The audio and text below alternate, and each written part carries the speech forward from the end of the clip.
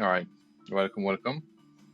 So this is the floor 3 basic guide with very early and low investment units.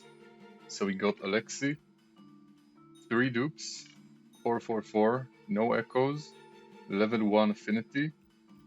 Same for Livian, 0 dupes, 444, level 1 affinity. And both of them have Peacemaker on them. For the rest, it doesn't really matter what you put on them. So there are a few mechanics you really need to understand, just so you can actually do damage. It's not hard, but if you don't understand it, it's going to be hard to figure out the stage. So before we start, there's the totem, the crystal phase, and you need to use Livian ult on it, and that will charge the lifesteal overflow, the HP overflow, that gives Alexi the bright green HP bar. And you see with her ult, if she's at full capacity, you need her to be full capacity before you ult. So when the green bar, and you will see, is around 90%, then you need to ult. Because if you ult before that, you're going to do much less damage. So let's start, and I'll show you basically what to do.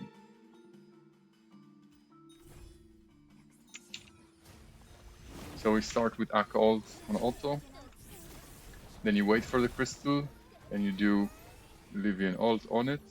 Make sure you mark the bottom eye and not his eye.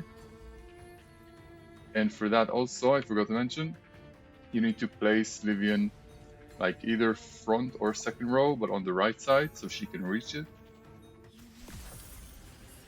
So she starts channeling, and look at the HP, the overflow. When it's 90%, then we use Alexi ult and immediate Akka ult. Now we can do Alexi ult, Livian ult again, and we use F-Bella on Alexi. Now we wait for the overflow, and then we do wait, Akka ult before, and then another Alexi ult. And before it keeps going, the phases, the break phase, are when it goes down from 19x HP bar, which is right now 19, and when it goes down from 13, and when it goes down from 7. That's the 3 parts you need to remember, or just be aware of. So now the next phase is going to start. We use Livian, I keep confusing their names. Livian ult on it, and then we wait for the overflow to fill. Oh, sorry, Akka ult. And when it's almost full, actually we can wait. He already started this phase, so we use F-Bella on Alexi. We do Livian on this crystal, just to trigger Blood Moon, Akka ult, and then because the green overflow is bright green, we use Alexi ult, and they will wipe immediately.